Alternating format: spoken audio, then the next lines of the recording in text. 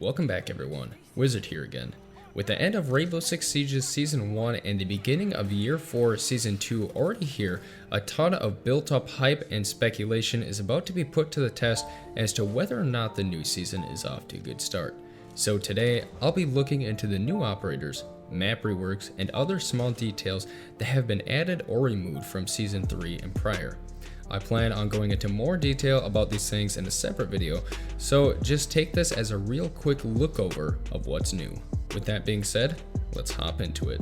Starting with additions and minor changes. Claymores and shields have finally been re-added to the game, this time with previous bugs being addressed. The lights on the drones are no longer red, but instead a more spottable green.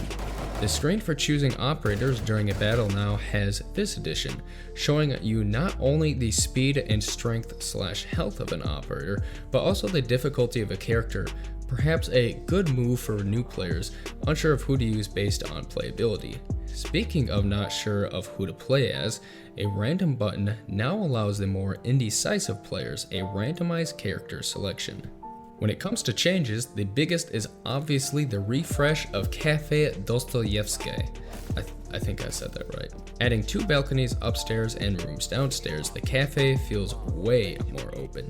Defenders are able to defend the objective passively through other rooms unlike before, and it is easier for roamers to find hiding spots, while attackers have more breaching areas. The downfall to this is that attackers will have to navigate through these rooms and determine which to hide in and which to watch out for. The cafe also has a little Easter egg, new breaching point, and railings by second floor windows making spawn peeking impossible. I'll make a different video going into these things in detail, so be sure to subscribe and hit the bell icon to stay notified.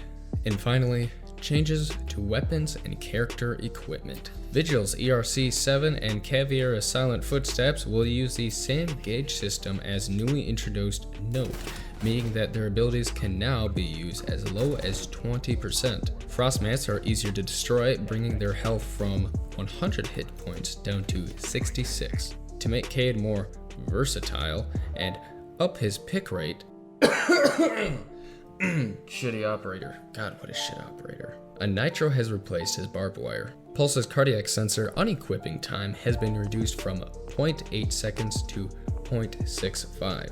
If you thought that Twitch's F2 was already too recoil happy, well, you.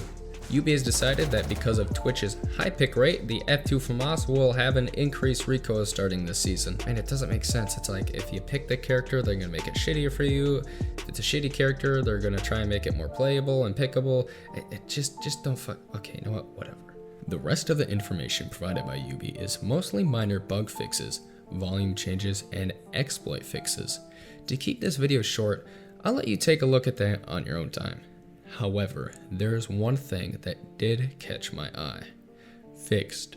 Walking SFX is muffled on spot and first floor lobby stairs of house. Looking at this, I wouldn't be surprised if the house map is reworked in the next year. Clearly developers are aware that the house can be a bit cramped, and reducing walking SFX is the first step in addressing this. Tell me what you think in the comments about this. I hope all of you enjoyed the video. If you did, then be sure to leave a thumbs up and annihilate, just destroy that subscribe and bell icon. And as always, have a good one.